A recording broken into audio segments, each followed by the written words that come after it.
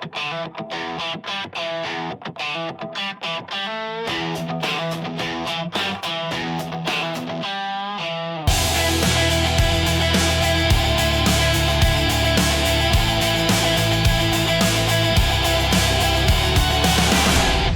to the All Access Entertainment Podcast. I am your host, Joseph Bruen, and we have right here a very special guest this week, Mr. Purdy Curdy himself, Mr. Kurt Adonis, New England Pro Wrestling Hall of Famer.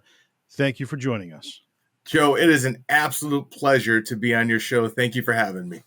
Without a doubt, this is, you were one of the guys on my list, my initial list, so really looking forward to taking a deep dive into your career and all things wrestling business and beyond. I've known you a long time, Joe, so I have no idea what to expect from this, but nothing's off limits, so bring it on. Awesome. All right.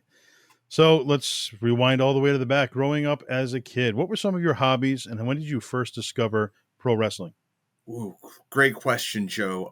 Believe it or not, I kind of grew up very secluded. We didn't have a lot of social media. I had very few friends, but there was a kid that lived next door, so I would be allowed to go over to his house every now and then, and he had Coliseum video of WrestleMania 3. And boy, I watched that, the six-man tag with the Little People and Bundy and the Savage and Steamboat and just Hogan and Andre, and I was hooked. I went home that day and said, I love wrestling. And my parents were like, no, you don't. It's garbage. It's garbage. But he had a VCR, so he would record it, and then I would go over there and watch it. And I was hooked. So we're talking about late 87, early 1988. Pontiac, Michigan, the Pontiac Silverdome, obviously for the longest time, the largest crowd in pro wrestling history. Of course, like you said, 1987, over 93,000 people. You know, what a special event. And, WrestleMania 3, obviously so nostalgic in Coliseum home video form back then. As you can see behind you, the fans can see that you have just about all of them here, Coliseum home videos. But WrestleMania 3 specifically came in that nice big bubble clamshell, and it was just a special one. There it is. Right here. Absolutely. This is the actual one that hooked me. It's up on the wall, but this is the video. And like you said, it was a condensed version of the pay-per-view. They just showed you all the matches and some interviews in between, and I was hooked. Yeah.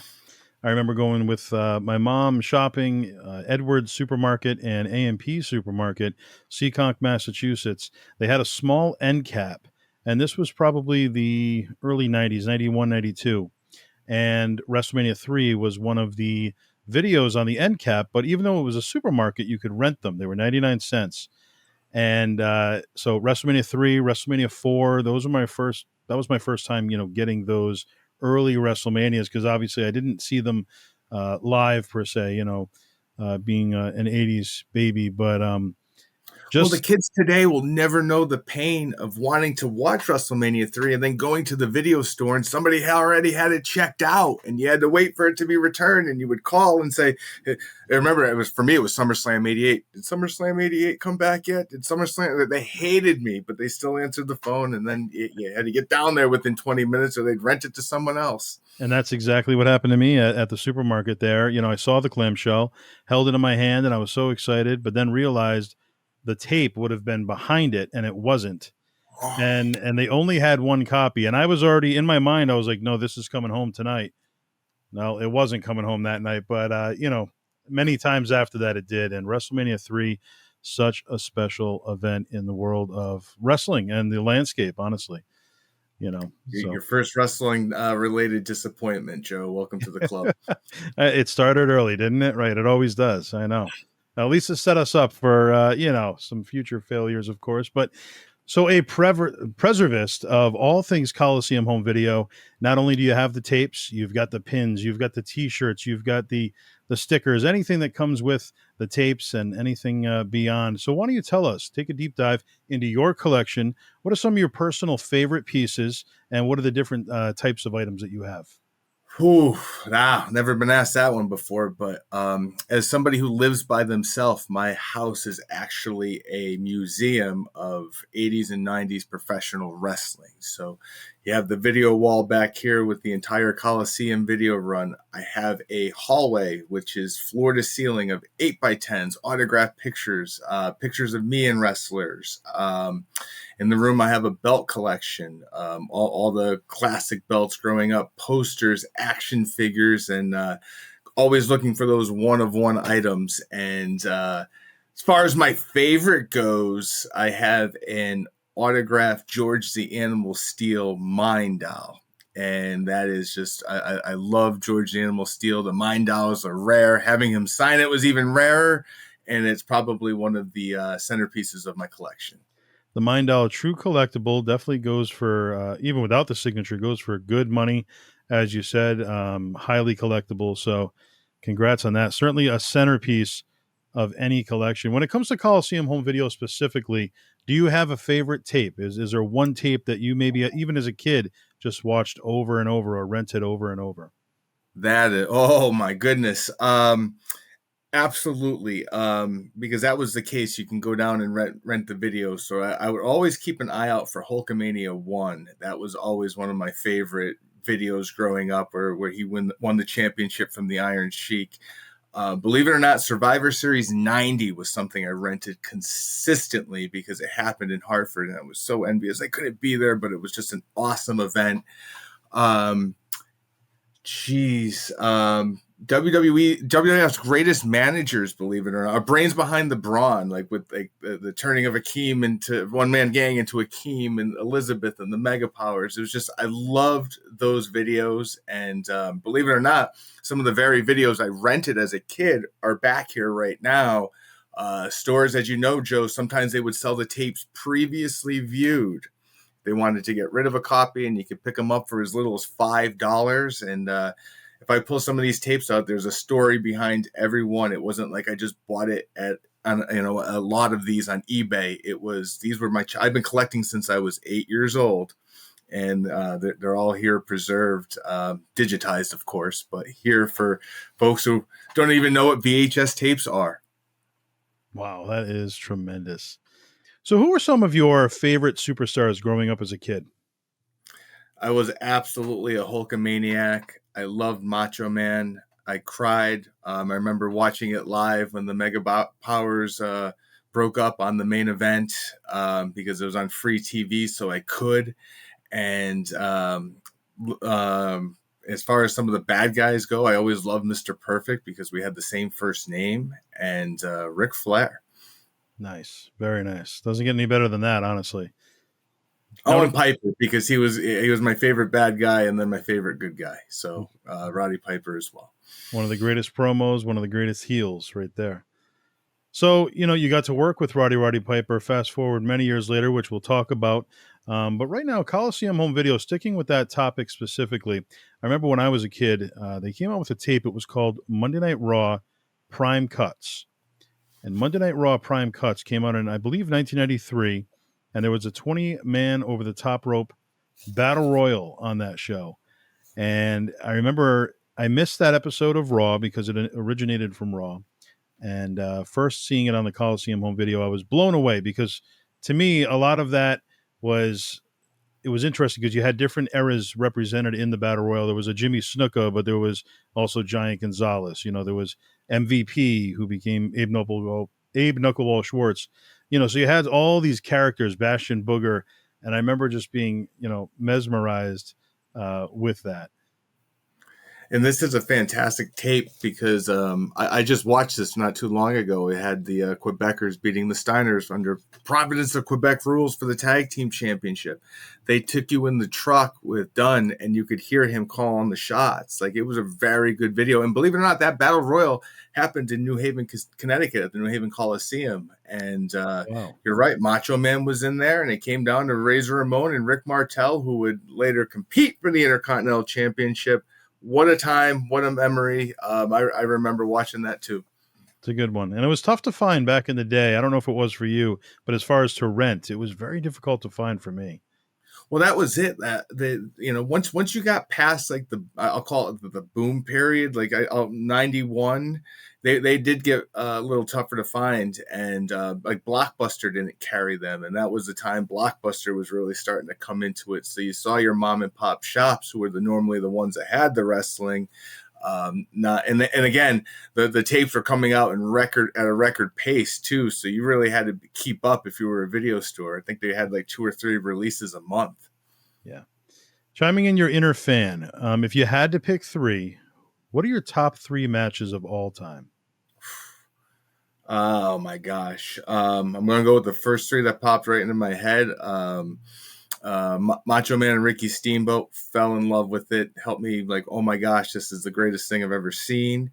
Hogan Warrior, I underrated. I mean, I was a Hogan fan, and I didn't think there was any chance of the Warrior defeating him when I was in 5th grade. But boy, I was wrong. And Hogan Rock. I mean, that was the last match I remember just feeling like a kid for, and those are fantastic matches. I mean, there's a common denominator there, but again, that's what I grew up on. So my core memories and what reminds me of why I fell in love with professional wrestling is that 80s era. Yeah. And WrestleMania 3 early on, you mentioned, was obviously a favorite of yours. But fast forward now, present day, looking back at all the additional WrestleManias that have happened, what is your favorite WrestleMania of all time?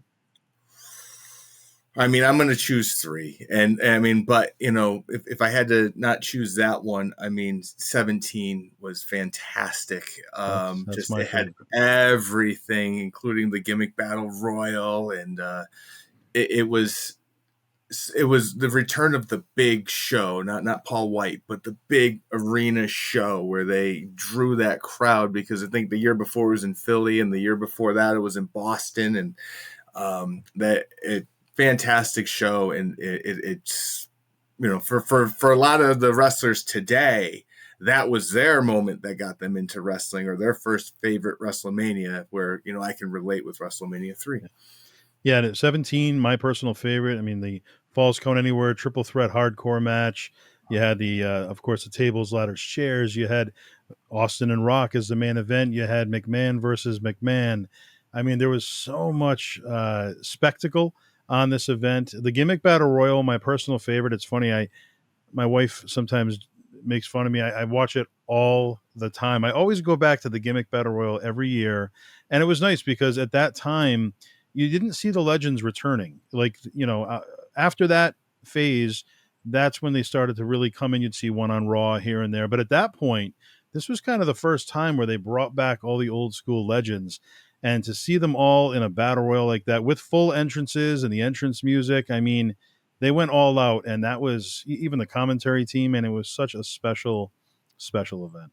And it's such a shame now, because if anybody were to go back and watch it on Peacock, the music's all edited, man. No, Like, you don't get Hillbilly Jim, and you don't get certain other ones. And that's why, again, old school physical media, Joe, I know you can respect that, man. We are you physical can see media it guys. right over there.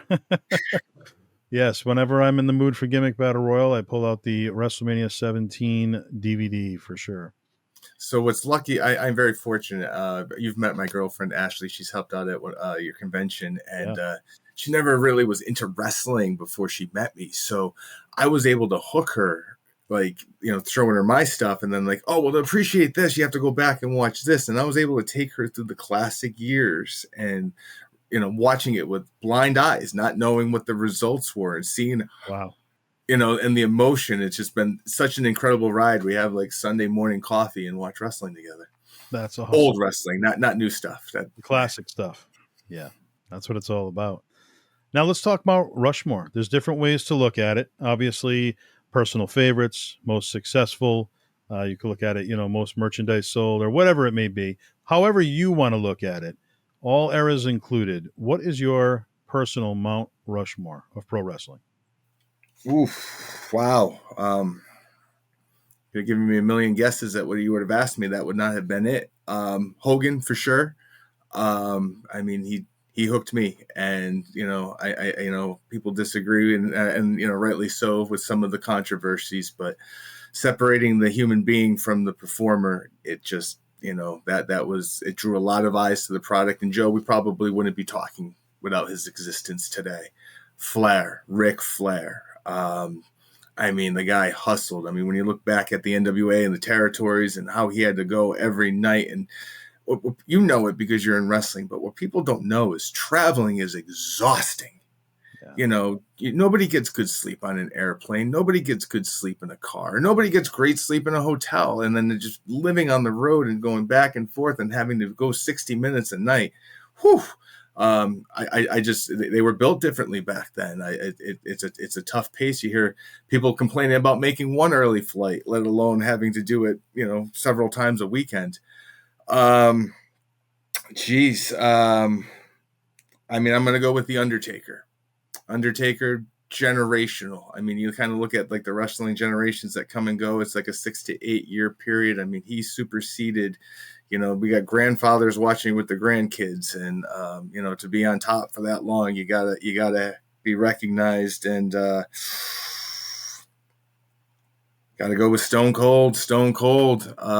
Again, someone who contributed so much and got so many eyes on the product. I would probably have said Vince if it wasn't for his, the things that have come out lately, because he deserved it. Hey, he's the best worker of them all. He made the most money. He was in it the longest, and whatever is he won. He won. Yeah. And it's funny. Even his on-screen character, some of the most enjoyable storylines and promos. His just unbelievable. Joe, I grew up with the classic era in 87, 88, 89, 90. Then I was in high school and college for the Attitude Era. What a time to be alive. And, folks may not understand, it was must-watch television with that remote control going back and forth, and what's going to happen with McMahon and Austin. We didn't have everything spoiled yet. It was starting, but, now it's really hard to get one over on the fans, and kudos to them when they can. Yeah. I remember, being a fan at that time, Scott Hall walking through the audience on Nitro. For me, that was just like a mind-blowing moment. I was like, oh my, what is happening right now? And as a fan, the curtain wasn't fully pulled back yet for some of us, me especially. And, you didn't know, is the WWF trying to take over, or what's going on here? You know what I mean? And they did a great job, I feel, with that whole storyline.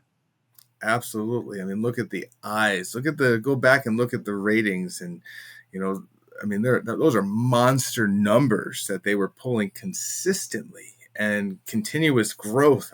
Talk about an advertiser's dream.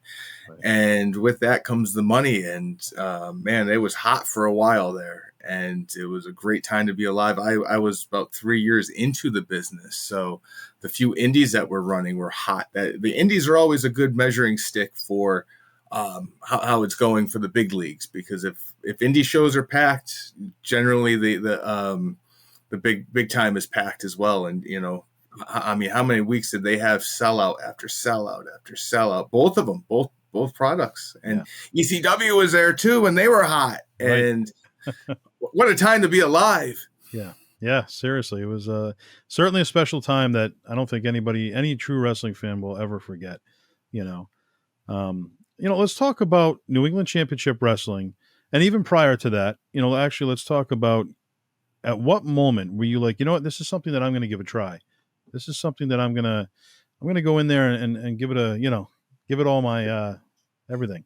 Great question. Again, I was extremely awkward growing up, so my friend circle was very small, and none of them really liked wrestling. My friends like Adam and Jeff, they didn't like wrestling, so I would often go to shows alone or just try to find a buddy to go with. And I went to a Century Wrestling Alliance show, Tony Rumble, in New Britain, Connecticut in 1997. They had a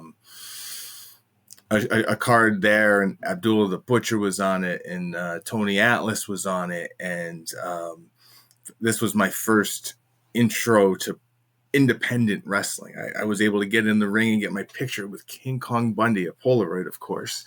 And I'm like, wow.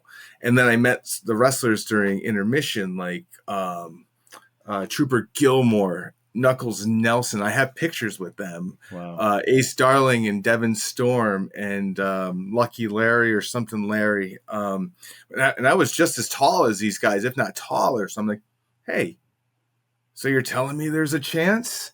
So I started getting involved with a local wrestling public access show, and people were probably rolling their eyes, but there were a lot of those back then, and it was a lot more exclusive to get involved with. And I would be introduced to indie shows and learn a little bit. And I even got on the shows, but I shouldn't have been there. This was the old CCW, Connecticut Championship Wrestling. But later on, I would connect with Nick Barbari, Nicholas Richards. He was somebody I'd seen perform live at WWF. He got a win over Tony Roy at the Hartford Civic Center. I was there. He wrestled Triple H in a high school in Bristol, Connecticut. I was in the front row. I have pictures of that. And he took me in under his wing and took me to Kevin Landry's school, where there was Kevin Landry, the Power Company, Aaron Morrison, Mike Steele, great teachers. And they're responsible for showing me the right way. And it was a great group of folks. And we would go up 2-3 times a week to Chicopee, Massachusetts, and just bump and make each other better. We did promos. Like, it was a lot of great feedback, a lot of great camaraderie. So, you would move on eventually to New England Championship Wrestling in its early days, and they would often be obviously Good Time Emporium in Somerville, Massachusetts, and many locations, but that was always a favorite for a lot of people, and me included. At that point, you're early in your stages of your career there, you had different gimmicks over the years, but that started with kind of like the boy band music and, the dancing in the ring and dancing to the ring. Why don't you tell us about how that gimmick started for you? I mean, I love that. That was kind of the evolution from Purdy Curdy into Kurt Adonis. Purdy Curdy was something that was given to me by a promoter in Connecticut, and it just, the heat was cheap, and it wasn't, it wasn't good for the larger scale. So Sheldon and Sheldon Goldberg is great, man. You want to talk about someone who has put it all on the line to help so many people. I mean, this guy, between the shows he's run, the TV he's produced, the media he's gotten on folks, like, he has prepped some of the best for the big time, like your Eddie Edwards and your Mercedes Martinez. And here's a story. I was supposed to wrestle Jason Knight for one of those Good Time Emporium shows, and Jason wasn't there, and we're scrambling for an opponent, and Mercedes is there. And I've known her since her first day, and I'm like, please let me wrestle her.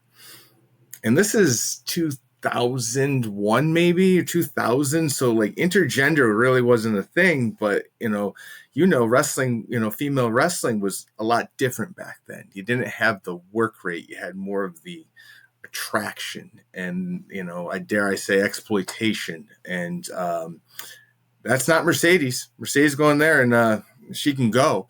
And he agreed.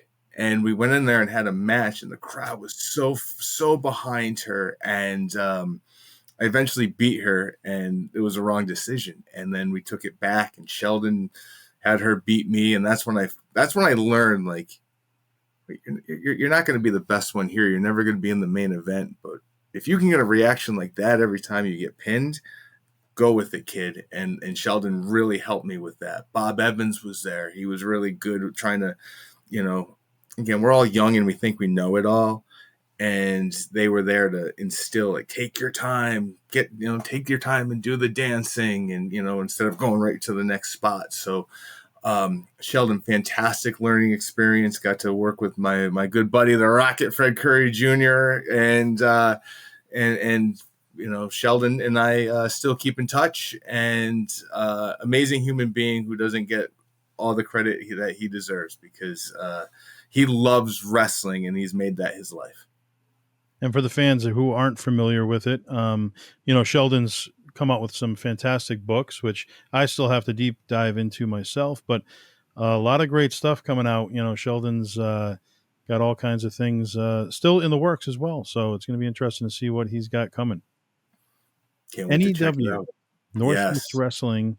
Of course, Mike O'Brien, eventually to become Mike Lombardi, depending on what way you know him. But Northeast Wrestling has been a big part of New England wrestling for so long. Why don't you tell us about your experiences there working for Mike? Well, I mean, I used to go to the shows as a fan.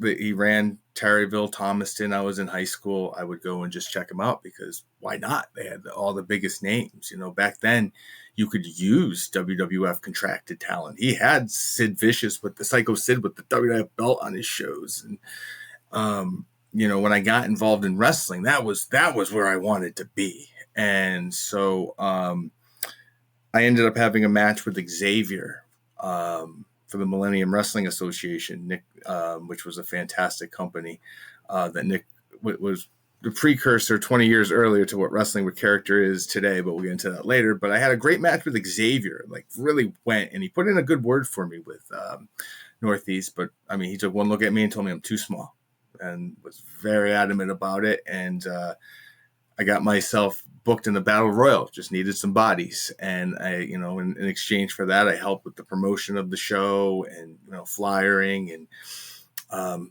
got in the Battle Royal, got a huge pop when I got eliminated. And this show had Rikishi on it while he was in WWF, White Hot Rikishi in February of 2000, the night before No Way Out in Hartford. He was there. Man, Moolah were there. It sold out. Went up to introduce myself. Big Daddy was with the Samoans. It was Rikishi, who would later be Umaga, was his partner, his brother Eddie Ekmo, and they were looking for someone to be in the Haas brothers, Russ and Charlie's corner. And I introduced myself. I'll never forget Rikishi asking, "Can you talk, kid?" Well, what do you need me to say? And he's like, "That'll do." And he loved my blonde hair at the time. So here I am. I'm in the main event. And I remember Michael being irate about it. He's not going out there. No, no, no. But Rikishi's like, we need somebody. We need somebody. So I got it.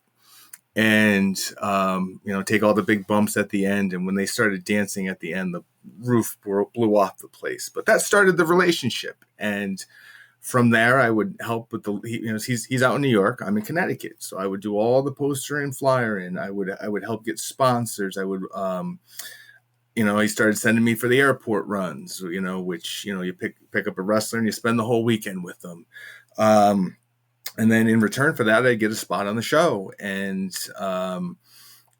I could work with anyone, Joe. I've worked with women, little people, non-athletes, like a mayor, football players, teachers, radio DJs. But I've also gotten a chance to work with big names like Piper and Duggan and everybody in between. So I was an extremely good hand who contributed a ton behind the scenes.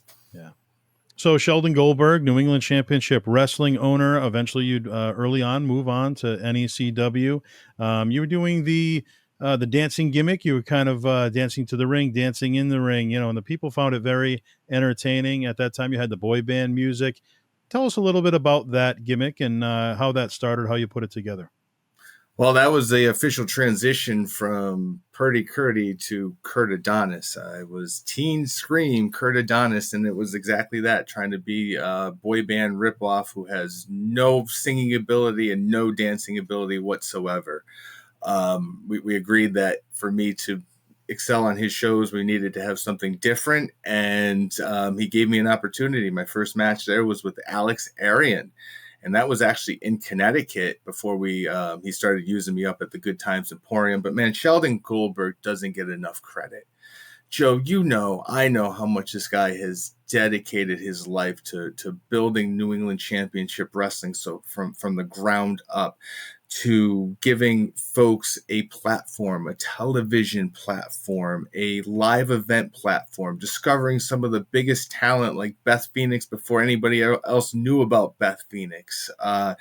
So organized, a class act to the highest degree. Look what he's done for Eddie Edwards, Mercedes Martinez. Funny story there, Joe. I was supposed to wrestle Jason Knight at the Good Times Emporium one time, and Jason just wasn't there, and we needed an opponent for me. But Mercedes was, and I've known her since her first day at the House of Pain Dojo in Connecticut. And I pitched to Sheldon. He's like, he wasn't a big fan, and it wasn't a popular thing to have intergender wrestling back then. Yeah. But Mercedes Martinez was different. Like, back in 2000, 2001, like women's wrestling was different. It was more of an attraction and I might say exploitation of it was sexualized. It wasn't technique and it wasn't workmanship. That has changed, and believe it or not, that's because of Sheldon Goldberg. That's because of Mercedes Martinez and Ariel and everybody that got their start at WWW up there, which was also a Sheldon Goldberg contribution to wrestling. And I got the chance to work with Mercedes many times, and it was then where I realized, like, hey, Kurt, you're never going to be in the main event here, but if you can get a reaction putting over somebody like that every time, they're going to use you. And that's when I realized that my mindset needed to change in wrestling and not so much be more about the moves, but the performance. And Sheldon Goldberg brought that out in me. And you'd go on to be one half of a tag team, the Connecticut Idols, with the Rocket Fred Curry Jr. Both of you members of the New England Pro Wrestling Hall of Fame now, fast forward years later.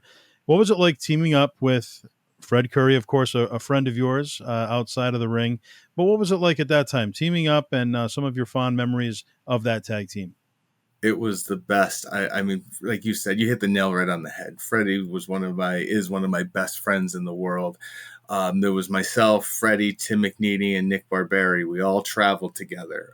We all, stayed at Tim's house whenever we could, once a month, or sometimes twice a month. We would get together and have the greatest weekend of our lives, and then go back to our normal stuff, and then come back and do it again. So being able to team with Fred, because we were great opponents and we loved working with each other, but we always had, like, you guys kind of look like brothers, or you kind of look alike. And again, wanted to be different, be silly.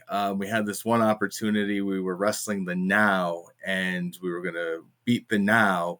And then Big Sid Vicious was going to come out and beat us both up. And it happened. And, Freddie got it worse than I did, but I guess that's what happens when you drive that individual to and from the airport. They take it easy on you and light up your partner, but we both got to take the choke slams, the power bombs, and it was short lived. It was just quality places to work. That was a problem back 15, 20 years ago. There just wasn't a lot of places to go. And, respectfully, we were at a point in our lives where we didn't want to do it unless we were making money. So he lived in Rhode Island, I lived in Connecticut. It was hard to get us together unless it was worth our while. And what would you say is your biggest takeaway from working with the late Psycho Sid Vicious? Did you have any conversation with him backstage? Was he, helpful in any way? I drove with him. I picked him up from the airport, him and his girlfriend at the time, and we spent the whole weekend together. So we got to know each other on a personal level, and he didn't do a lot of indies. And I'll never forget this one, Joe. We had a convention that morning, and somebody had given Sid a pack of old WWF Classic trading cards, and his girlfriend's opening it in the back, and she's like reading the names and like mispronunciating them, like Bobby the Brain Henna. It's Hanan. And it was just the comedy back and forth of somebody that's never laid eyes on the classic wrestling product, and former world champion in my front seat. But he was all for it. I mean, he was in a great mood, humongous individual. Believe it or not, John Laurinaitis and Simon Dean were at the show to look at him, to take a look and see how he was. He was wrestling Jerry Lawler, and we were used to build him up as a heel. But man, he looked amazing and just intense, and like very, very chit chatty in the ring too. And now I go back and watch his, some of his older stuff. I'm like, yeah, he was back then as well. It's funny. I have some memories from that exact same weekend. Went to the convention. It was in New York. Went with my buddy Matt Kenny. It was actually the first time that I was able to be in an atmosphere where I got a picture with Sid. And Sid was always one of my favorites growing up as a kid. My first interaction with Sid, I'm at the Providence Civic Center. It's 1996. I believe he was taking on Mankind one-on-one. and right beside me was the rail. And if you look down below, it's kind of like that area where the hockey players would come out. And Sid is standing there watching the matches, and I see it, and I'm like, oh my gosh, as a kid, I don't know what to do. And we make eye contact. He just looks up at me, gives me the fist pound, and that was my first experience meeting him. But fast forward 2007, made the trip to New York, and that was the first time actually having to, get an interaction with him and get a photo with him. And he was one of the main reasons for going, honestly, because I was such a big Sid fan. And he just didn't do many appearances, like you said. And after that convention, we went to um, the show, which was Northeast Wrestling, right? Correct. Yep. Yeah, and was that in Danbury? Danbury, Connecticut, and it was hot. Yes. It was a heat wave, and it was legit over 100 degrees in that building with no air conditioning. And I just remember all of us just sweating our behinds off. And Sid, was just wet anyway and grabbing him to go up for the choke slam. And like, I hope I don't slip off. I remember that. I do recall that. It was a great weekend. I remember seeing Johnny Ace at that event. So yeah, just fond memories, great New England wrestling show. When it comes to venues, we talk about Danbury, we talk about, the Good Time Emporium, wherever it may be. What are some of your favorite venues on the independent level that you've traveled over the years? I mean, right now for me, nothing is better than the MJN Center, the old Mid Hudson Civic Center that I get to work with ACW in the now. That is going to always be. I look forward to those for every reason possible. I was a big fan of the Bethany Town Hall. There was a great atmosphere there. Our VFW in New Britain right now that we transform for wrestling with character has got an atmosphere like no other. And I will always be very biased to the shows that we put on at Bristol Central High School. We always drew between 1,500 and 2,000 fans, and they loved it. And so did I. And it was just always so amazing to just look out at a sea of people in a gym where I wasn't very popular. And I guess I wasn't either when I wrestled as a heel, but just being there and experiencing that for me personally will just always be very fond. A couple other promotions that you've moved on to over the years. Power and Glory Wrestling, you were a two-time heavyweight champion. Of course, you also wrestled for Connecticut Championship Wrestling, which you touched on. What are some of your personal memories from either of those promotions? I loved Power and Glory Wrestling. They were ahead of their time, and they are Vito, Big Lou, Brian Anthony, Joe LaChance. You had Joe, working behind the scenes and, the ring announcer and having all those Connecticut School of Broadcast connections. Listen, Joe, Power and Glory had television every Saturday night on My TV9 in Connecticut, an actual station, a That's 30-minute program. You want to talk about eyes on a product, and they were putting together a fantastic product. They were out of Bridgeport, and we had monthly shows, and I got to work with a radio DJ there from WPLR 99.1 in McGilla. Again, you're getting eyes and ears on a product that normally wouldn't be there. And then when it came to the actual wrestling, they started off in a truck stop, like a truck garage in front of, I think my first match, I think Power and Glory was put together so I could wrestle with Tukey Tucker, Alex Roma, and get a video that he could get some highlights out of so he can make a highlight tape.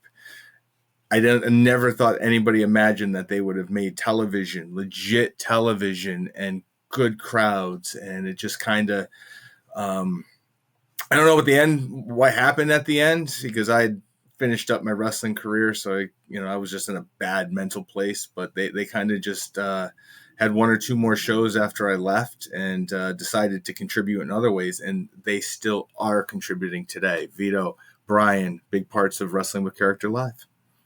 And two other promotions that you went on to work for: ACW, Assault Championship Wrestling. Obviously, you were there early on, and BTW, Big Time Wrestling, which another promotion that just, huge shows, stadiums sometimes, the Paw Sox and McCoy Stadium, they would just get some great crowds, bring in some great talent. What are your memories for both of those promotions? So ACW, I got to meet Jason Knight in 2000.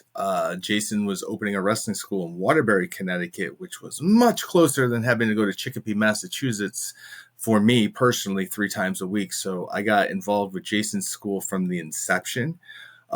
Jason is a wrestler's wrestler, trained a lot differently than I was used to. And he brought the best out in you, and he made you want to be the best version of yourself.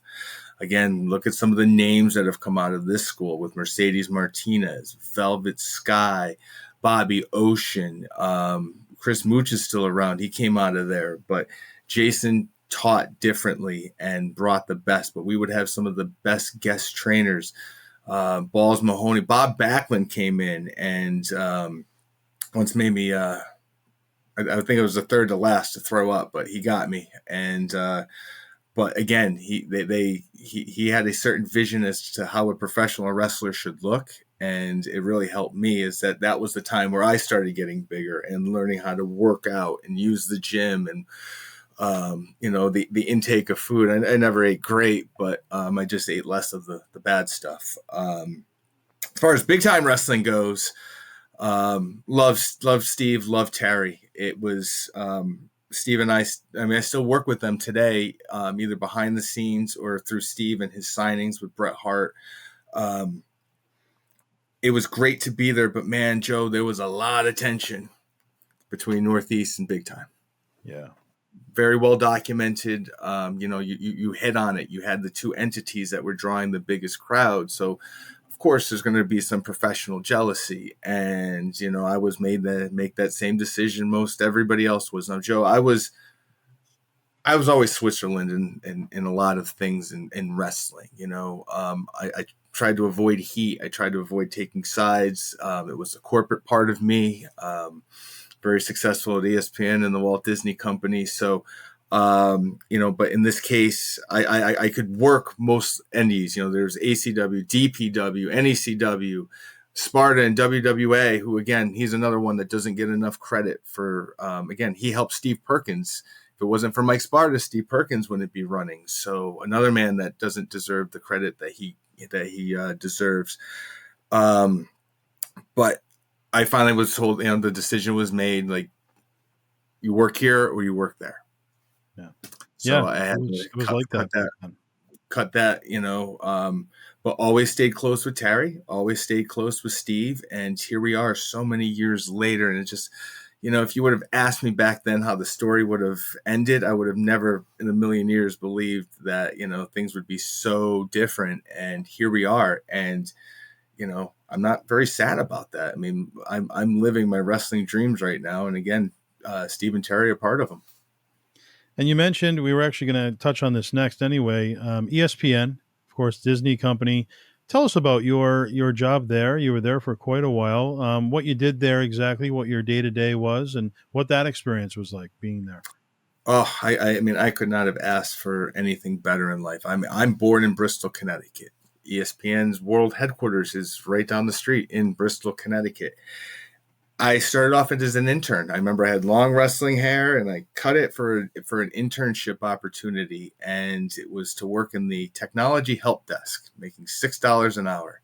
But boy, I wanted in because I just graduated college. I had a technology degree, and this was it. So, Joe, it was just a continuous of being in the right place at the right time. You never know when opportunity is going to present itself, and I was always hardworking, first one there, last one to leave.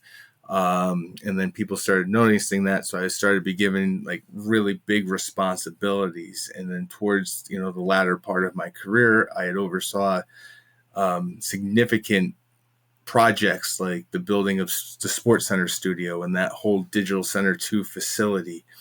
Facility builds around the world, like, manage everything from managing the plan to the resources, to the budget, to the technology, to the procurement, to problem mitigations and everything in between. I worked with the talent. I I did a lot of work like in fantasy football and on like the digital, like the app side of the business. I was just like I am in wrestling. I was very flexible. They could put me in a number of positions and on projects that were off track. And as a project manager or the guy who headed it up, I could help get those projects back on track, get them back on budget. And again, I was very useful to them. I managed teams worldwide. I had worldwide projects, so it wasn't uncommon for me to be on a 7 a.m. conference call with Australia because that's the end of their tomorrow.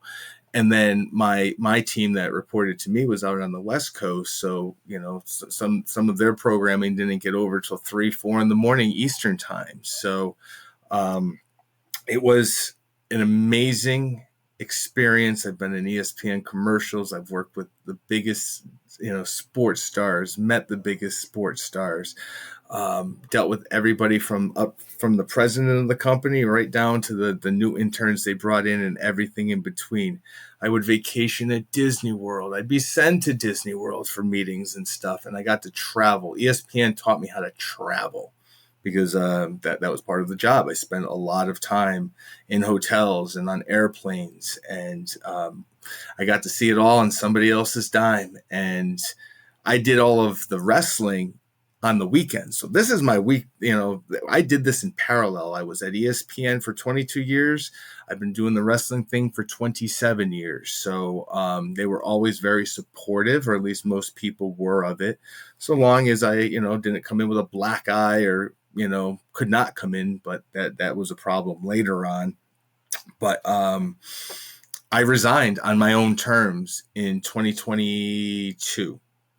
I resigned from ESPN and Northeast Wrestling on the same day, Joe, and decided to go all in on myself. And don't regret anything. I still keep in contact with my old colleagues and leadership team over at ESPN, and they'd love to have me back, but who knows? Who knows? But right now, I'm all in on professional wrestling and wrestling with character live.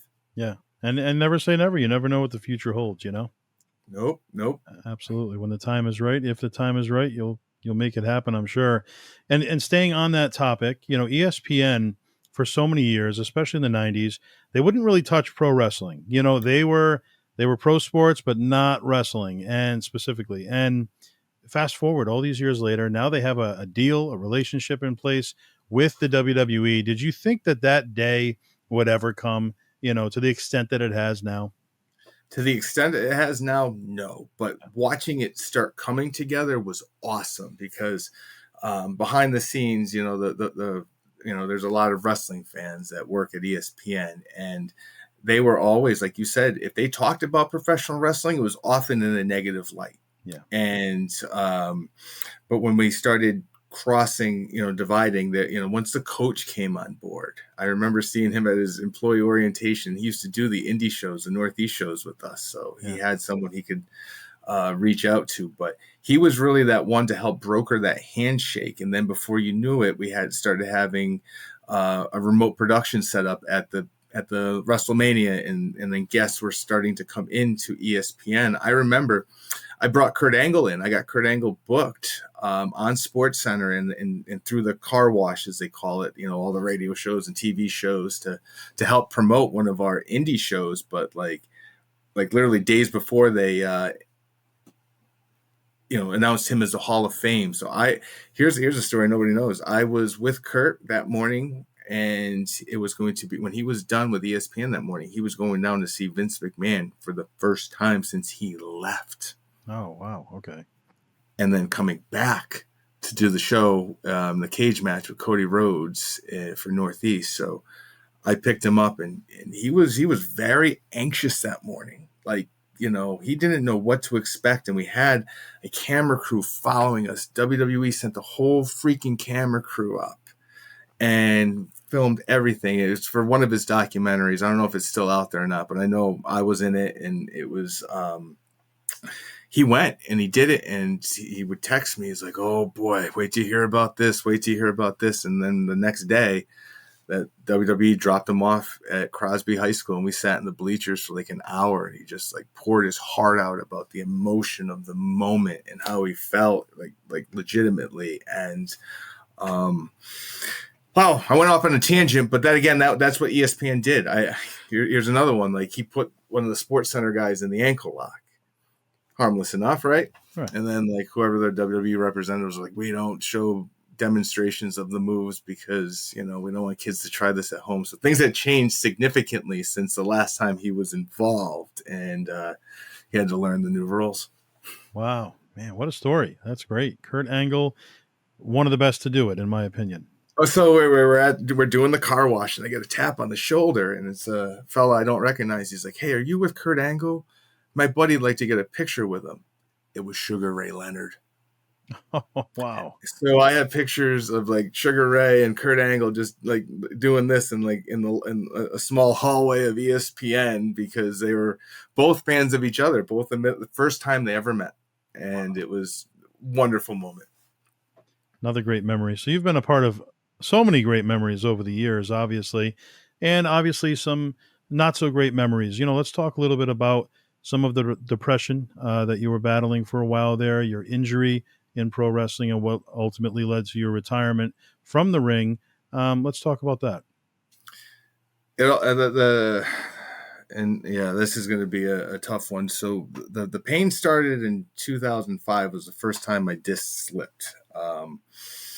And that's when I learned what back pain can do to someone. And in 2000, I would work around it, and it would get better with some physical therapy. But in 2008, I took a backdrop, and I landed on my tailbone and got shot on my tailbone, and my life was never the same.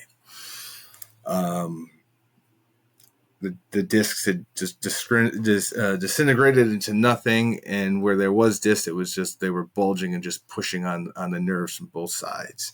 It's like they got sandwiched. So doctors looked at it, and it's like, you got to stop this. So I did. I took it very seriously. Like, wrestling was secondary to me. ESPN was number one. Now I'm missing work because I can't walk. And that's how bad it was, Joe. Like, I could not walk. I have to roll out of bed. I couldn't put my own socks on. I needed help getting into the shower. I needed help getting out of the shower. And my wife at the time was amazing about all of that. And I would live with the pain for a very long time. I would get these epidural nerve blockers injected into my spinal cord, where they would hit the spinal nerves that everything was pressing on with this steroid numbing agent, and it would buy me a couple weeks of relief. I mean, it wouldn't make the pain go away, but when I'm talking pain, I'm not just talking back pain.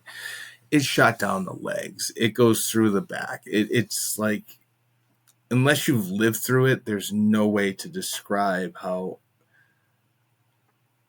draining it is to be in pain 24/7, not sleeping at night. So over time, the pain just got worse and worse and worse. I was getting those injections more often, as much as insurance would cover them, and didn't have very much quality of life, man. Like, I existed. I worked. My ESPN job didn't really suffer from it, but I couldn't fly for long times. I couldn't be in the car for long times.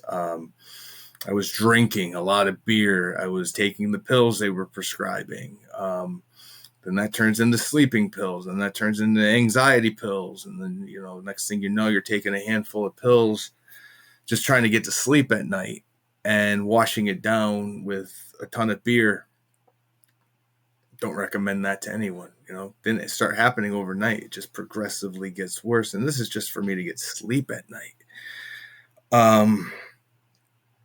I lived with that for 13 years. And then, during that time, of course, I'm planning. I had a surgeon. I had a game plan. Like, hey, when this all happens, I'm going to go to you, and this is what we're going to do. And it's just like, I was waiting for the right time to do it, but the right time it's never going to come.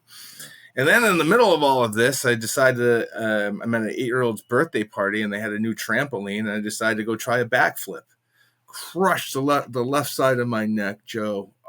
Everything in it, arm went numb, and really messed myself up. Same thing with pain management, injecting everything they can into my neck. I cannot keep my neck straight. It is bad. So when you're dealing with the spinal cord, you got to start from the top down. So called Kurt Angle. Kurt Angle, still a very good, close personal friend. He got me in contact with his surgeon, Dr. Joe, J-H-O.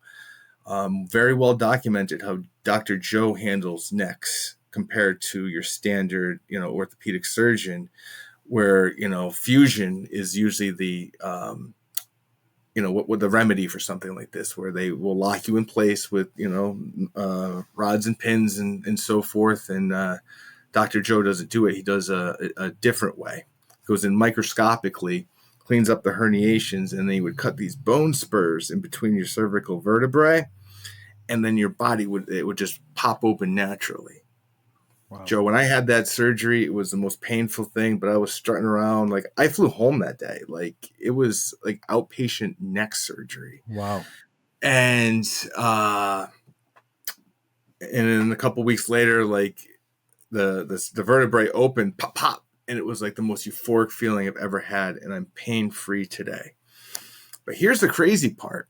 My insurance was not going to cover this surgery. I had good Disney insurance, but they were the only major insurance company that still deemed this surgery experimental, because he's only been doing it for 15 years, and he's done it on wrestlers and mixed martial artists, and like, I know the names, and it's an impressive list. Yeah. So my wife at the time, I couldn't get on her insurance because you got to wait for the open enrollment period, and that was going to be 11 months from there. And I either got the fusion that they were going to pay for, or I paid cash for it, Joe. Wow. And this is how crazy the American medical system is. Now, they're trying to, the doctor and the surgeon trying to bill like $100,000 or something to the insurance company. When the conversation turns to cash, the numbers are much different. It became a negotiation with 4 different entities: the surgeon, the hospital facility, the OR staff, and the anesthesiologist. I wrote 4 different checks. $15,000. Really? That's what it really cost. $15,000. You fast forward, so now I'm having all these problems with my back. In November of 2020, I had just gotten divorced. I live alone. I got this injection. Something went horribly wrong. I got this rare side effect called adhesive arachnoiditis. Now, put that one in your Google machine. What it is when the needle hit my nerve, all my nerves bunch together. And once they're together, you can't pull them apart. It's like, when spaghetti gets together, you just can't pull it apart. So my pain receptors were firing in the most random of places. Like, I was feeling pain in my, behind my shin and the right buttock, and across my groin. It would just throb all day. And I had no quality of life. I can't walk at this point. The pain was in my hip was so bad that I was ridden to my couch, using a walker, using a cane, man, like living alone during a pandemic. It was dark. So once that extreme pain started, I went and got more MRIs, and they missed it the first time because the plan, if they would have done the surgery the way we had planned, I would have woken up paralyzed because of this nerve condition. So he saw it, and he told me that, hey, now you're high risk. I don't feel comfortable doing this anymore, but here's someone who will. Not what you want to hear from your surgeon. Not what you want to hear I'm not sure if you had to go to the doctors during the pandemic times, but you were alone. You couldn't have a guest. It was just a weird time to be alive. So found a team of surgeons, because they have to go through the front now. Now imagine what that incision's like for them to go through your front, get to your lower spinal cord. A lot of moving and shaking, and but by going in that way and doing the surgery in that manner, they were able to replace my discs with spacers rather than lock me into place. So I have full flexibility, and I had the greatest physical therapy team to get me back on my feet. And I'm happy to report I am pain free. 4+ years later, and believe me, I've had an accident or two in between where I shouldn't be pain free, but I am pain free today. Congratulations. That's It amazing. was brutal, man. I had food poisoning 10 days after, Oh, where I had to imagine that incision, and then every time I drove myself to the ER and asked them to unalive me. Like, it was that bad. Um, Everything that could have gone wrong went wrong. And here's the crazy part, getting back to the insurance, between deductibles, co-pays, max out of pockets, and all of this stuff. All of this cost me more than $15,000 with insurance. man. It's crazy how the world works, isn't it? It I is. mean, it's just a lot of it's built upon greed, unfortunately, and everybody wants to make a buck. That's it. And I'm the lucky one. Like, not everybody could afford, to pay out of pocket to get what was right for me. What's right for me may not be right for you, but for me, that's what I wanted to do. That was my medical choice, and I don't regret a thing. The only thing I regret is not getting that back surgery sooner, but it was rough. I couldn't bend. I was on a walker and a cane, and my sister and Nick would come over every other day. They rotated, so someone could scoop my cat's boxes, and someone can, like, if it wasn't on the counter, I couldn't reach it. Like, unless it was a rough time, and going through that alone. It taught me a lot, Joe, and we talked about the depression, because I realized at that point in my life that there is nothing worse that can happen to me. We talk about the pain scale, and, like, do you know what a 10 feels? I know what a 10 feels like, consistently. Yeah. And, again, by those days I was drinking a lot. I was taking I didn't see what was prescribed. I was just taking them because they worked. And that was the difference between me being able to comfortably walk to the bathroom and we're holding the wall. So after all of that, I had some amazing care to get off of all of that stuff, and then my body just started rejecting alcohol. Like, if I take a sip of alcohol today, I want to puke. If I smell it, I want to puke. Same with cigarettes. I used to be a social smoker. Can't even. So I've been sober for years without even intending to be, and that absolutely changed my life, and put me on the most positive path until an incident that ends up happening a year later, which puts me down into a depression I had that was even worse than this. But I think we'll save that for later. Oh my goodness. So, well, another member of the wrestling fraternity here in the New England scene. Memories of Sweet Scott Ashworth. Ah, sweet Scott, baby. I'm telling you, he is a performer's performer, and he would be so good for wrestling with character. He was one of the people that taught me how to just be bigger than, like, dial, crank it up. Nobody cares about you. You're never going to see these people again. Go for it. Go for it. And we were pretty sweet for a little while, for big time wrestling. And I loved all the matches with him, competing against him as Doink the Clown and everything in between. He was just one of those people that, I remember it was one of your fan fests. It was me and Mabel were going to go do a run-in at a independent show across the street. And I'm like, well, let me just go in and run in and see who's doing it first. And it was Sweet Scott. I'm like, oh, we can't ruin his show. This guy's awesome. So love Sweet Scott, and hope he's doing well. Yeah. And then, of course, moving on after your in-ring career as a wrestler, you would go on to referee. You would go on to do some other roles, obviously hosting, ring announcing. What was that transition like to go from, taking the bumps to now becoming the host of the show or the special ring announcer?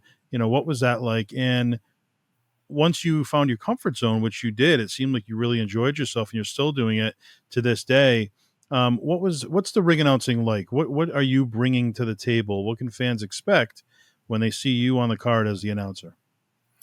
Well, and that was it, because once I couldn't wrestle anymore, I was crushed. I mean, like, I thought my best days were behind me, and I just still wanted to be involved because I felt I could contribute. So out of state, I refereed, and I could be involved in intricate finishes. And then the ring announcing opportunity came up.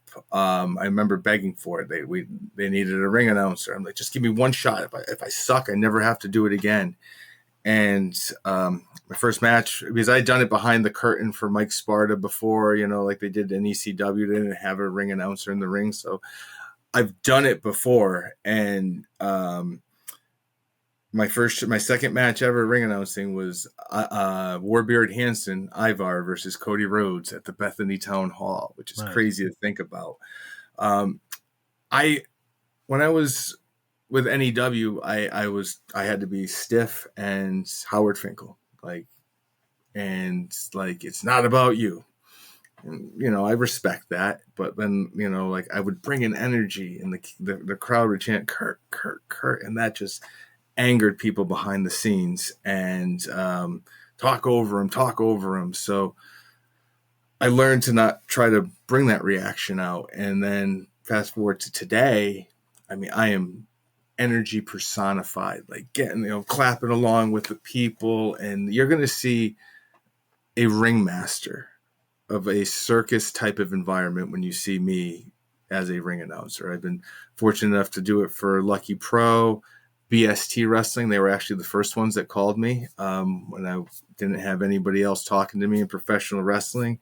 And of course, with Wrestling with Character Live, I bring in energy. I cheer for the baby faces, boo the heels, and everything in between. And I love it because it's me just dialed up and having the time of my life. Sure. And how did BST? How did they know to look to you if it's something that you hadn't done before? How did the light turn on for them that maybe Kurt will do the announcing? So I had parted ways with Northeast Wrestling. I'd resigned. It had become a toxic environment for me that I just wasn't finding rewarding anymore. And when that happened, I became public enemy number one, and anybody involved with that product could not have a relationship with me, or they would risk losing their spot. Ask anybody who was there. That's their words, not mine. So I just disappeared, and Harry reached out to me one day through Facebook, like, "Hey, we'd love to have you come in. What would it take?" And I thought I was done with wrestling at that point, man. Like I had come through the mental health world. I had accepted the fact the dream's done, and here they are. They brought me back, and Joe, I remember having like 2 panic attacks because I didn't know anybody, and I lost my confidence. And man, when I got back out there, it just felt like old times. And like now they encourage me to do the same thing. Dial it up. They want that energy. Like, the audience can feed off your energy. Why wouldn't we exploit that? So I love it. I will always be indebted to BST for being that first to call. And now it's just taking off. And believe it or not, I enjoy the behind the scenes work the most. I found a niche becoming a good line producer. I bring my own equipment so I can wire up and talk to the referees, the ring announcer. I have production headsets for the music team. So, what you'll never see is somebody, cueing the ring announcer so they're not talking over the commentary. I'm in the commentator's ears, kicking it to the ringside for the announcement. Lights, video, music, go. Fade the music out. Stand by, and like literally, the orchestrator of this, craziness that's going around. And again, this isn't a role for every show. This is big shows that like ACW. Richard Holliday's Narcissistic Behavior. I found a great company in Fourth Rope, West Side Gun and Smoke Dizza. I'm traveling with them often, going to their shows and performing that role. And I keep the shows on time, fill in the gaps. And then again, nobody should assume anything in any walk of life, especially professional wrestling. When you're dealing with high level productions, you may not always have wrestling people there. Right. So, perfect example, when we go to the MJN Center, they have an amazing audio engineer. He's just not a wrestling person. Rock and roll, yes. So like he needs that and wants that. Hey, give me a 3-second fade out and okay, stand by, boom, and open it up. And you take those types of direction for granted sometimes, but those are the dots that when you connect them, make your show flawless or as close to flawless as possible. And you would go on to JWA, battling Mike Quackenbush at one point. What was that all about? What was that like for you? Mike Quacken, oh my God, you dug deep for this one. JWA came to Connecticut. They were out of New Jersey, and it was a tournament to determine their world champion, which was geniusly done by like some guy got a bye in the first round, and there was a bye in the second round, and the semifinals went to a double disqualification. So somebody got the belt out of default, and I wrestled Quackenbush, and I had known him through Northeast Wrestling, and we went out there and had a match, but it was like a 14-foot ring. It was kind of weird and small, but always great to work with.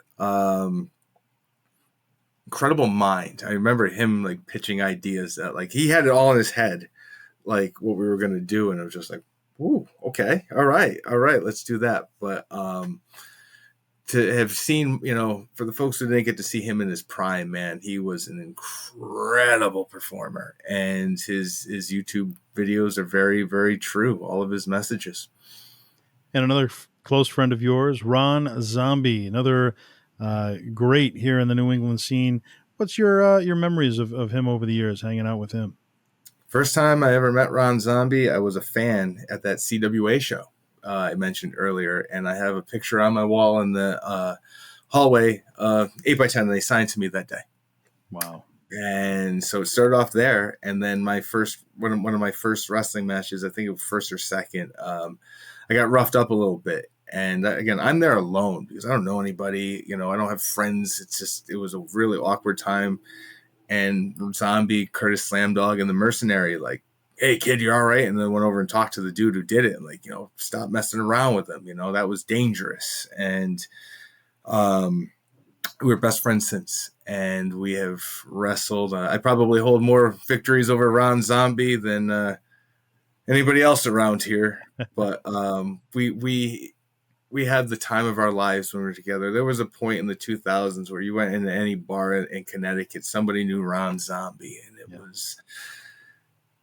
I'm always been a fan, so it's like it's kind of surreal just being with him. But like we have vacationed together, we've gone to Disney together, we've been through the ups and the downs and the tears and the losses, and Ron, it will always be like upper echelon to me. And he doesn't get enough credit because again, he was working a style that wasn't the norm back then, but he could go too in the ring, and he can do everything in between.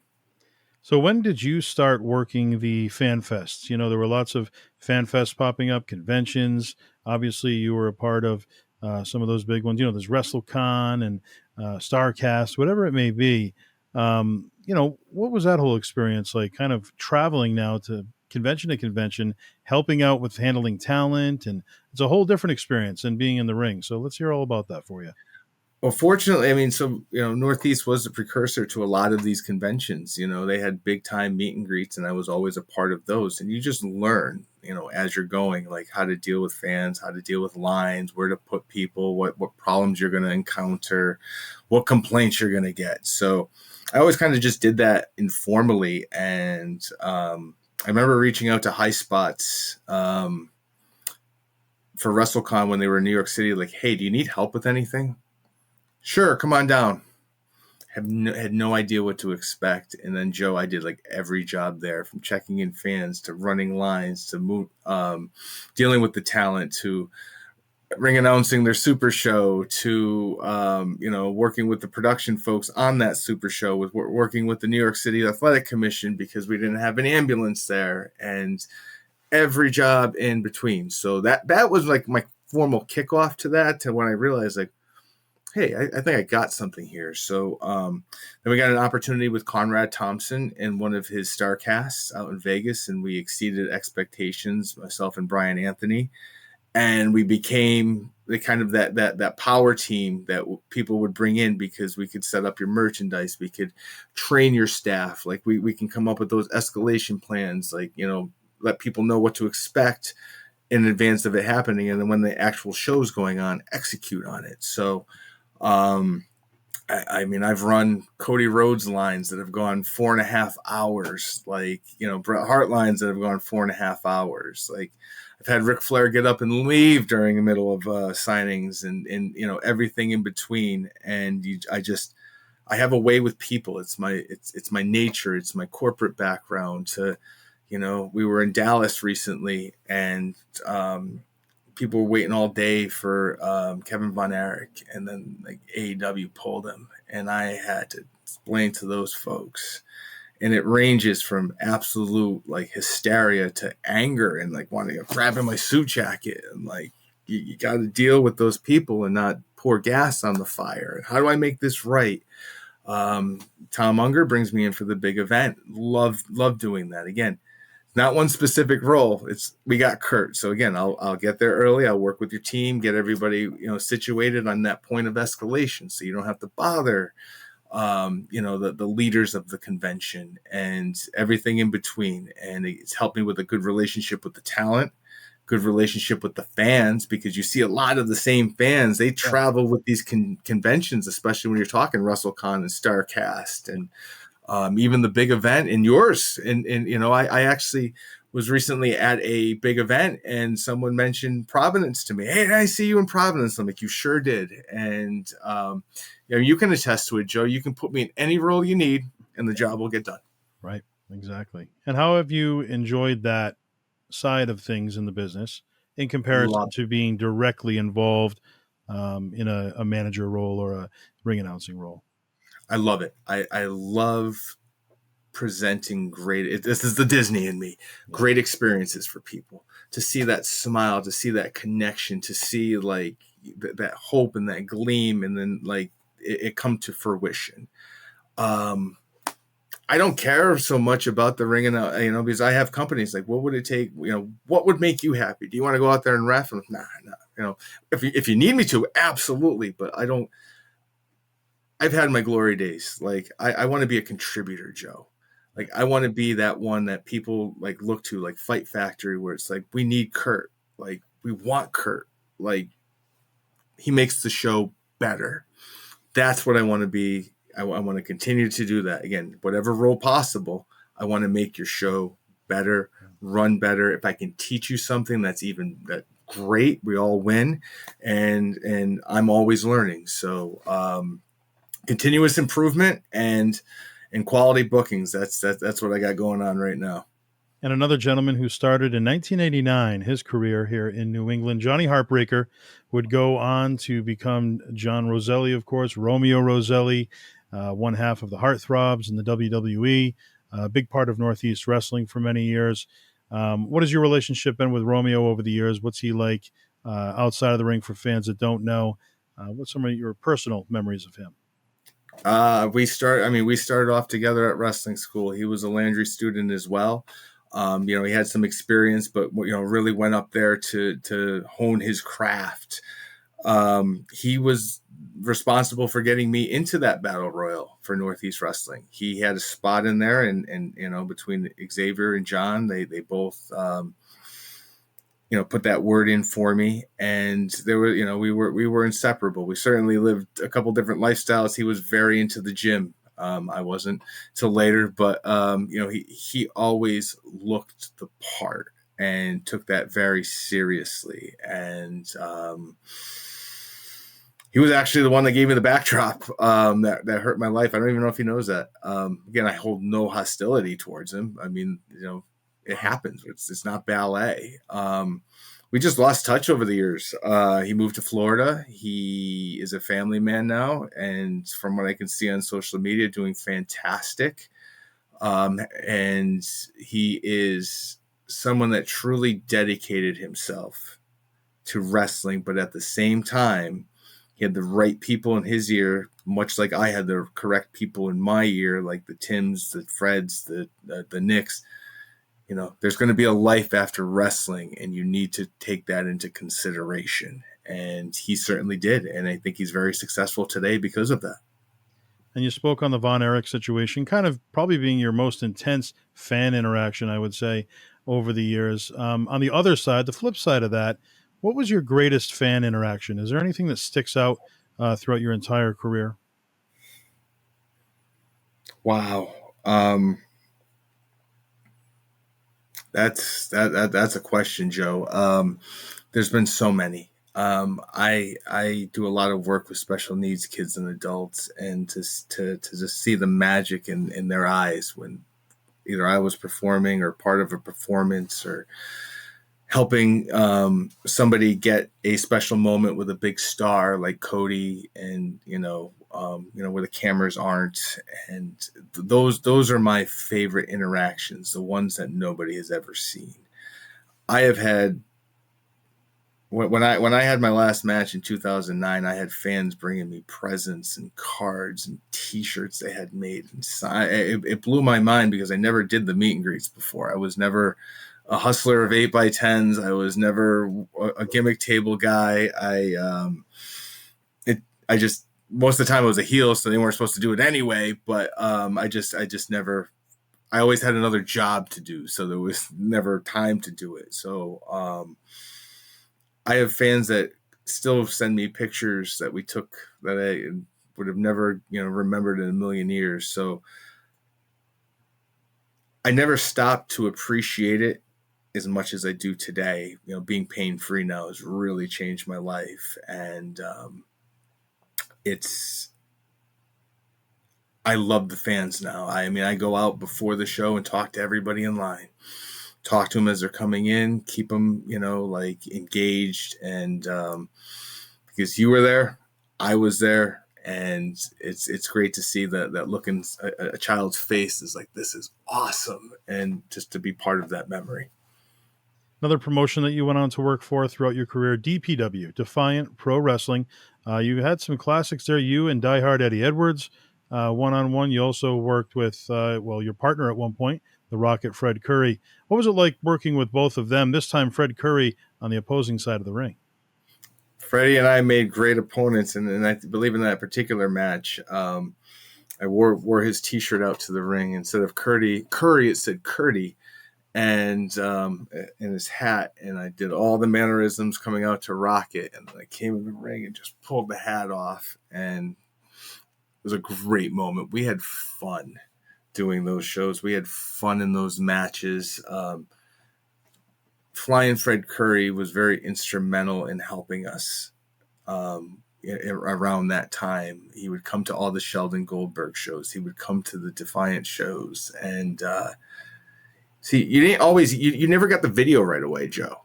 Remember back then, someone had to TC Tapes, Tanya or Bill Brown, or somebody had to film the show, right, edit the show. And if you got a VHS copy, you usually had to pay money for it. So a lot of times you passed. So you didn't get that video feedback now that we get today. So you had Flying Fred Curry there that would, what are you thinking? It's too much. And give you that, constructive feedback that, you have to be a special person to take. But those are my memories, traveling with Mr. Curry and hearing the stories. I mean, he was the most popular wrestler in the country in 1972. Think about that. Yeah. Think about that. Voted by the fans, Pro Wrestling Illustrated. I'm not making that up. Right. And what a family. The Rocket Fred Curry, Flying Fred Curry, the Bull. Of course, Nick Curry continuing the legacy. I mean, it's just been one heck of a family here in and we're lucky, the New England scene of all places, we got them. So it's been a great run for the family, great run for New England. and just a pleasure to have them. For another friend that you mentioned, the Graduate, Tim McNeely. He was a big part of the WWA from Mike Spada for a long time, worked all over the New England scene, of course, but also a big part of the WWF. You'd see him just like you would Nick Barberry as an enhancement talent every morning, whether it be Superstars or Challenge, occasional Monday Night Raw. Tim McNeely was a regular for a long time throughout the 90s there. What's your friendship like with Tim today? And, some of maybe your highlights over the years? Oh my gosh. Still very close. Tim and his family invite Nick and I up a couple times a year, and we just come over, and it's amazing to be part of their family and to just see the father that he is. Would have never guessed that 20 years ago, because Tim was the guy. He was the veteran. He took us out. He paid, I was making mid-card, undercard money. He'd buy the drinks. He'd let us stay at his place. He'd buy the food. He was just the leader's leader, and a charisma unmatched. Still is to this day. But he was also the one that planted the seed. A couple important seeds in my head. You never stuck your pen in the company ink. Don't get in a relationship with anybody in the business. That's a life lesson for everything. And then have that backup. Like, look at he'd be like, look at you. You're not gonna make any money in wrestling. You better do well at ESPN. That's your only hope. That kind of that feedback. But it stuck with me, man. It stuck with me. And to get that feedback immediately after a match, again, they gave you that constructive feedback that not everybody could take.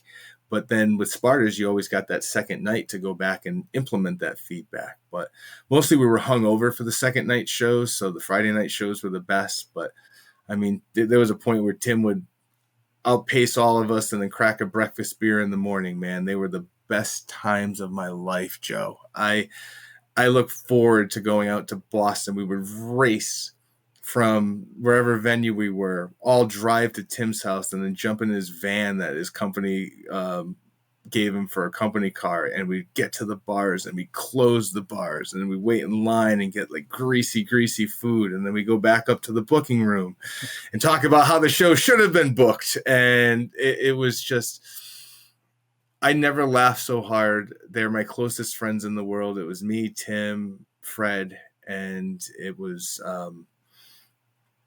the best times of my life. Yeah. Now, of course, Nick Barberry, another one that we mentioned, a good friend of yours, a business partner of yours now. Let's talk about your promotion, Wrestling with Character. This is a new promotion for you guys, relatively new. You've been around a little while now. And, you're doing some big shows left and right. You had the big Halloween hoopla. You've had, the show with, of course, Karrion Kross and the Mountie and Jake the Snake Roberts. You've had some big talents already in the early stages of this promotion. Tell us all about this promotion. What is this promotion about? How did it get off the ground? How did the idea even come to be? And what can fans expect when they're coming out to these shows? Where can they find you? Social media, the website? Let's hear it all. Well, Wrestling with Character Live is an entertainment experience that you've never seen before. It's professional wrestling for families to enjoy together. And it's going to remind you of why you first fell in love with professional wrestling. The roots of it were simple. I'm a Disney fan. I do a lot of work with special needs kids and adults. There was nowhere, including the company I worked for, that I could bring those kids to where they would have a show that wouldn't be, parts of it, like, whether it's a middle finger or somebody cursing on the microphone or, something along those lines. Like, there truly wasn't a family-friendly product that was quality. So taking my Disney hat and combining it with my technology hat from, I worked in studio broadcasting for ESPN. Like, we were pushing the envelope all the time, because you're going to lead the way or move over. And so, like, I was used to being in scenarios where you had to take a chance technology wise. And we came up with this concept where, with over the top characters, an interactive pre-show, which is like being at Walt Disney World, where instead of people just sitting at tables, like, you have your Shockwave dance station. Go meet Shockwave, get a picture with them. We got Jermaine Swish Marbury's basketball hoop. We have the Princess Station, and then like the show will come together during this, where the heels will come out and be the antagonists for the evening, and all the fans wear name tags. So hey, Joe, sit down, like, and again, we have villains, not heels. Big difference. Big difference. Free pictures and autographs. Like, it's truly an experience that kids and families can enjoy together. And plus, you're getting amazing lighting. We spend more on our lighting than most indies spend on their talent budget. We have sound effects, visual effects, special effects. Like, it is everything and then some. It's comedy. We have wireless microphones for all the talent, including myself, so I can address the crowd. We have no hard camera. We're selling to the people. And again, it's a very, very concise show, 6 to 7 matches, and it's fun. And you're going to get it all, from your high flying to your comedy to your catch can, and everything in between. We have had 9 shows. It's been about a year and a half, and we just sold out Wrestling with Killer Cross with Scarlett Bordeaux versus Richard Holiday was one of the best matches I've ever seen live. The crowd really embraced the concept of wrestling with character, and there was a particular moment where Richard Holiday got caught doing something bad, and the crowd would normally chant, "You effed up." Not at Wrestling with Character Live, we got a "you messed up," and it was just like, thank you. But having the Mountie, Jacques Rougeau, he was amazing. He came in early. He did all the press. All of our shows are community fundraisers, getting back to the roots of what made me fall in love with professional wrestling. Community involvement. We're not just coming to your town to put on a wrestling show. Nick has got an education background. I have a professional background. So we're working with your students on project plans and commitments, and you're part of this. So it's not like we're coming in for a night and just taking over. No. This is a long, stretched out process where we can engage, and everybody gets better by working with us. You can find us at wrestlingwithcharacterlive.com. Tickets to all of our events are available there. You can see the characters that we have. Joe, we've taken the best in New England, and they've done different characters for us. Like Mortar. He's the evil Middle-earth creature, Ratram. Mortar spelt backwards. We have Bully Heresy. We have Pogo Mira. We have Queen Ariel and King BMT. Okay, they're the same, but you get the point. And everything in between. And it's a concept where we're not competing for spots.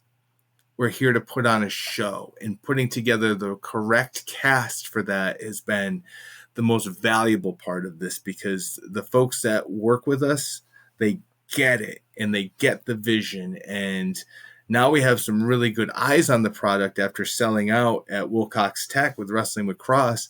We have multiple schools now who are interested and have already committed to having Wrestling with Character Live perform and work. And this is the different part. Work with your school or organization. Nice. And at the end of the day, the fans are the winners at Wrestling with Character, is what it seems. And, I encourage the fans to come on out. This is definitely an event, like you said, for the whole family.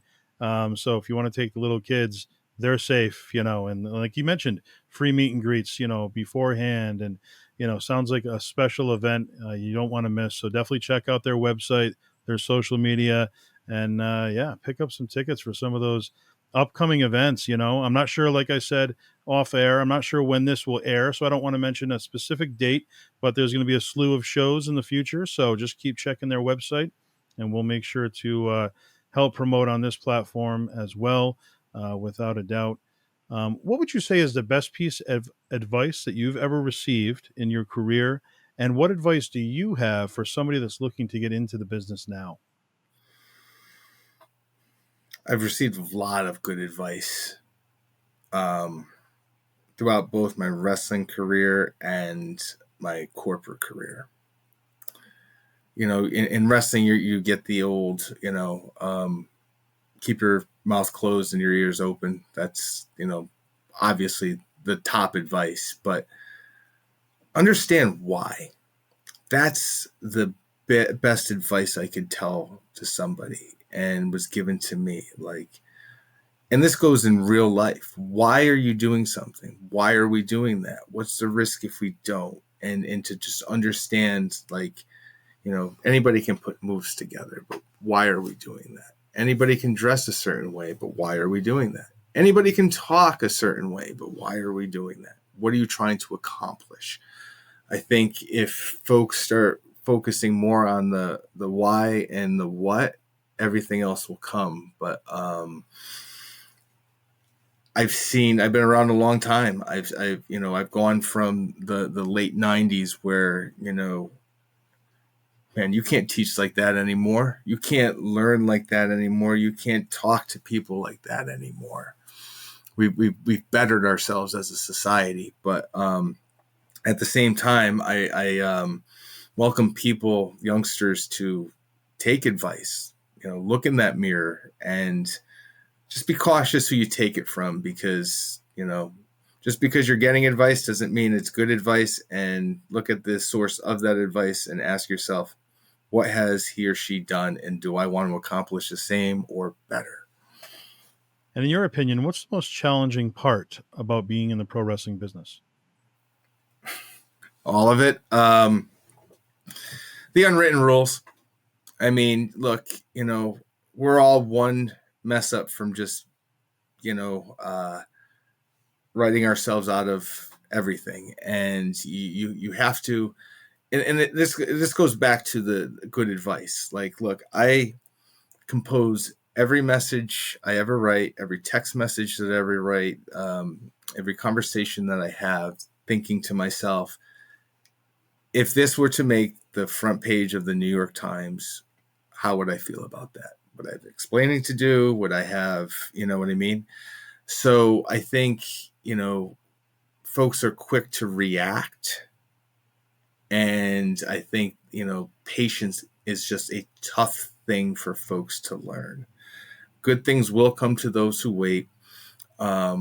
Failure, look, we all define it differently, but you can't please everyone. You can't always get what you want. And the quicker you can learn that and accept it and use that to motivate you, the faster the good things will come. And now, touching specifically on New England wrestling, what would be your Mount Rushmore of New England wrestling, any era? Oh my gosh. Whoa.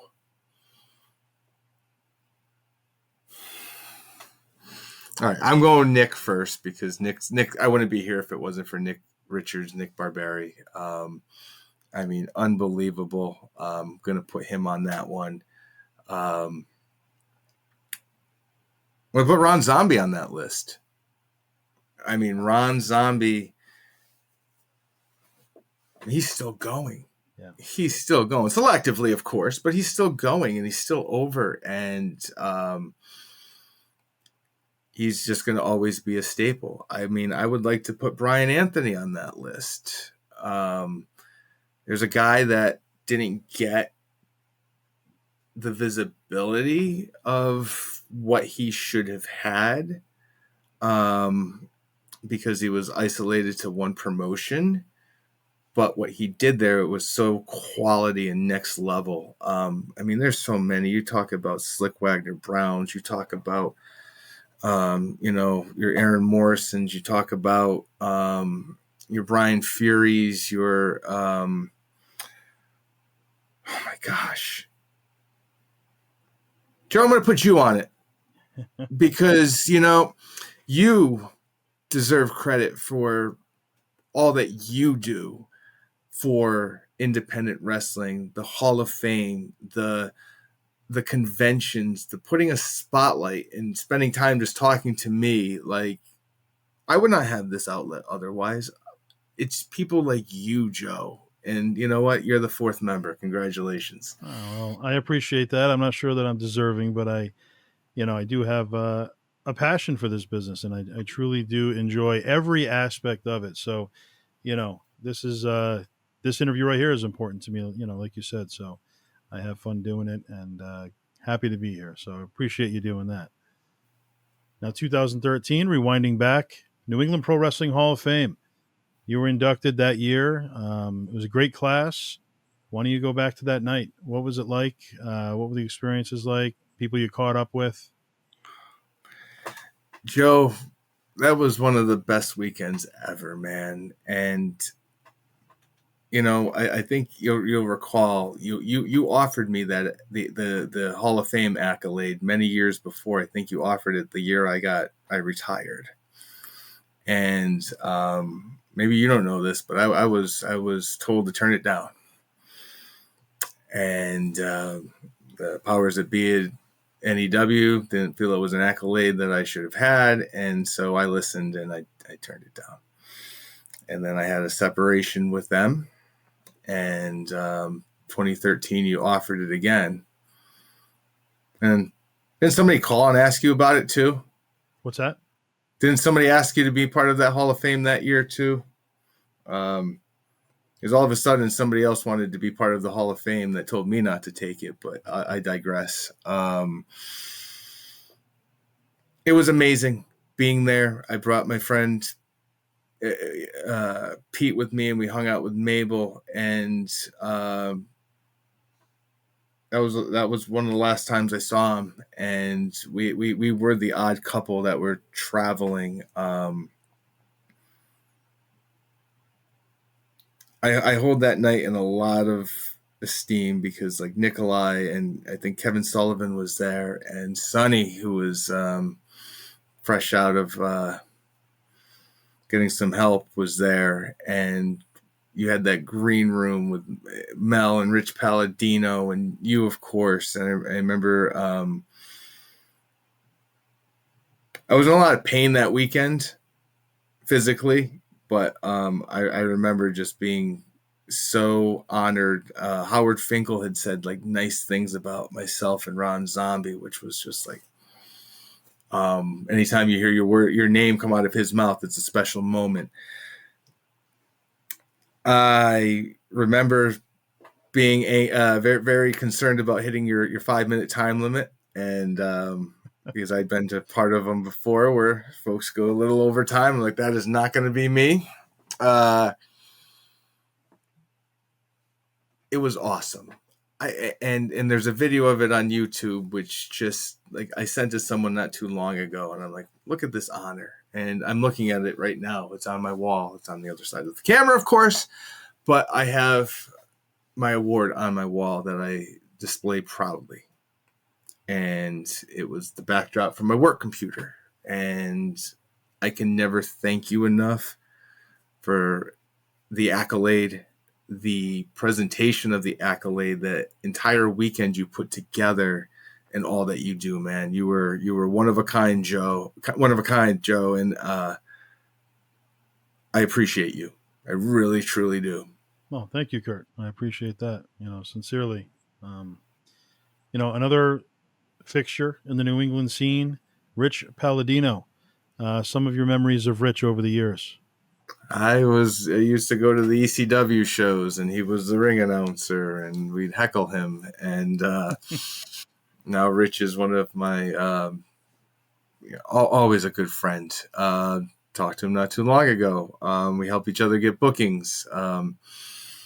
First time he ever got flown anywhere, I got to bring a crew out to StarCast, and I got him booked. And asked Rich Palladino, the first time he ever flew for wrestling was for StarCast and through me. And just a great human being. One of the few people I'll share a hotel room with because I'm old now. I don't like to be up partying all night. I need to get my sleep. And great family man.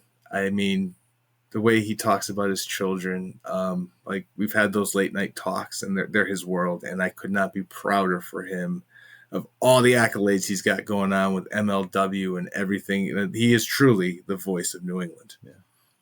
Memories of the East Coast intensity, Jose Perez. You worked with him briefly, but you did work with him as well.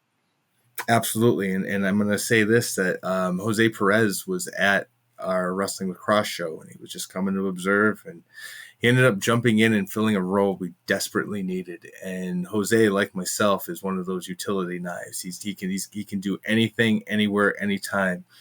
And man, he could chop.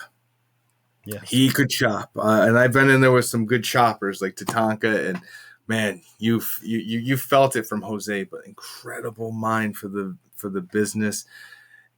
You know, there's people who are vocal people, there's people who are visual people, and Jose is one of those that can combine both. He's a great communicator. He's great at describing his vision and making things work. I see him behind the scenes at Fight Life and helping contribute to the next generation, and he's an unsung hero of New England wrestling. And, you know, you work for so many different promotions over the years. We've touched on almost all of them. What, if you had to choose one, what was your favorite promotion to work for? I'm going to put you on the spot. Wow.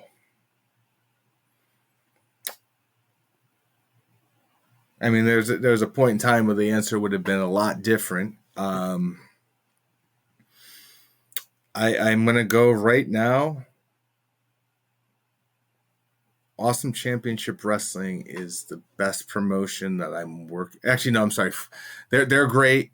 Fourth Rope is is going to be the greatest I've ever worked for. But if you want to go to the time I actually wrestled, I mean, look, Northeast Wrestling for me was the best of times that turned into the worst of times. I truly did get the chance to live my wrestling dream there. I've got to do things I would have no business doing in the professional wrestling world. And while you can't take those away from me, you can try to scrub them from history. You can try to take them away from me. But, you know, the bottom line is if I'm to show somebody a, video of me wrestling, 99% probably going to be something I did back in Northeast. Number one favorite moment in the business? I want to say it's never happened. It hasn't happened yet.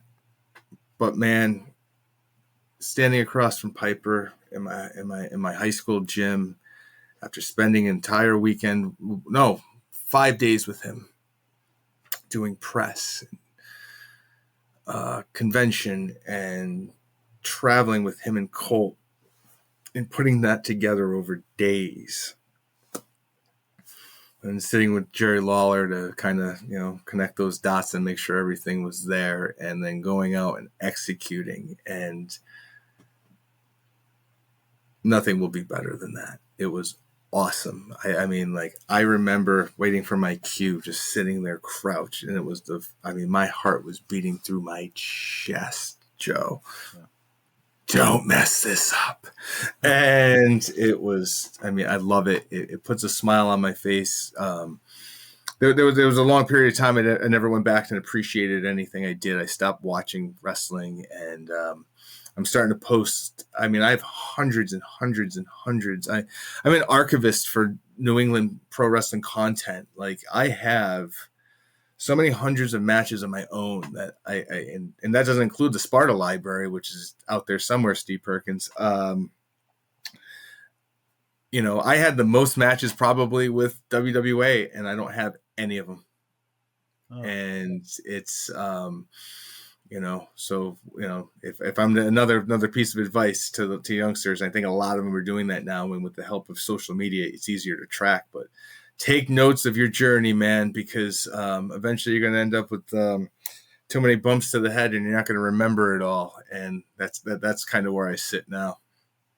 And give yourself a dream match. It could be from any era, somebody before your time, during your time, but you didn't get a chance to lock up with them, or present day, if it were somebody from today's rosters. Hogan, of course.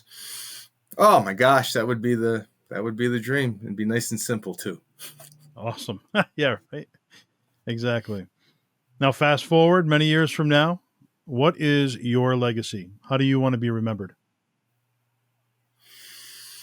I want to be remembered as someone who contributed to wrestling, someone